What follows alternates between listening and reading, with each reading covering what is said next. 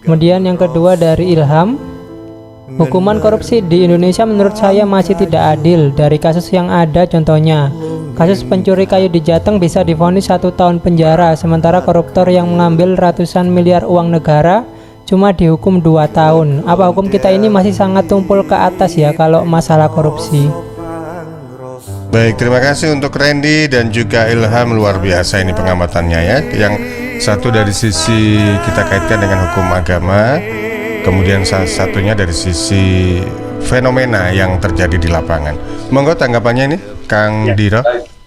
Kemudian korupsi tidak adil. Lah inilah ya, sebenarnya Undang-Undang Tipikor ini sudah memberikan rasa keadilan karena di dalamnya itu sudah mengatur soal hukuman seumur hidup ya. Bahkan baru-barusan ini itu ada beberapa Mahkamah Agung kan ya mengeluarkan peraturan tentang pidana mati untuk koruptor begitu ya.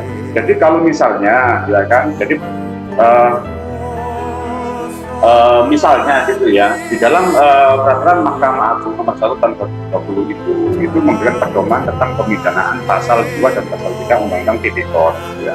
Jadi kalau korupsinya itu di atas 100 miliar ya kan, kemudian dilakukan oleh terdakwa dalam situasi atau keadaan bencana alam seperti pandemi COVID seperti ini ya, itu ada alasan hakim untuk memidana mati begitu. Tapi sejauh ini memang belum ada sih pidana mati dari koruptor ya kan.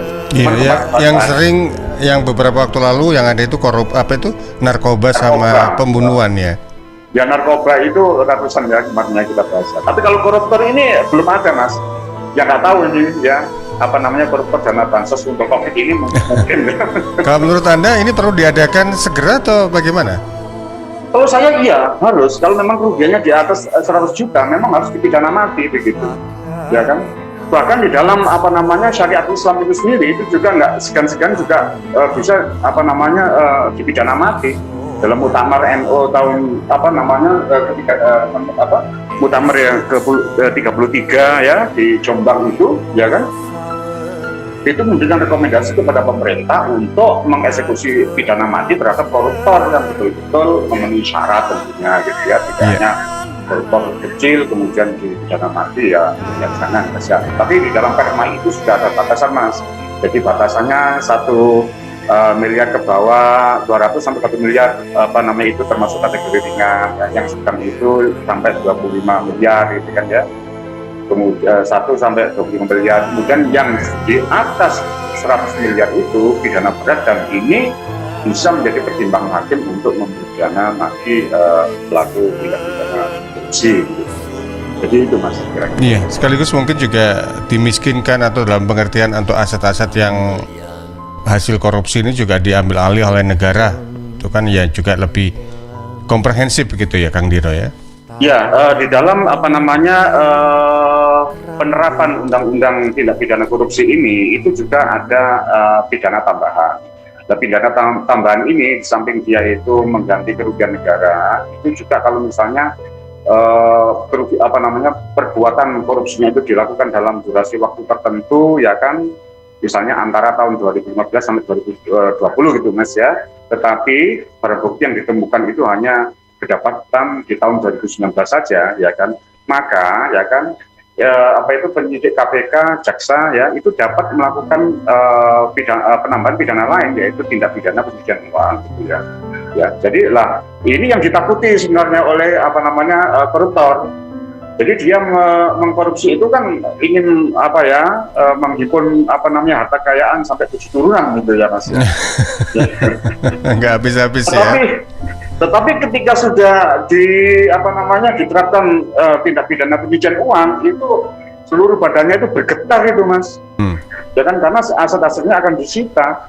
Dan di dalam tindak pidana pencucian uang itu tidak sekedar pelakunya saja, tetapi yang menerima ya, misalnya istrinya menerima nafkah di luar batas kewajaran, biasanya terima 1 bulan 10 juta, kemudian sekarang per bulan dikasih 100 juta, maka itu termasuk pencucian uang gitu ya.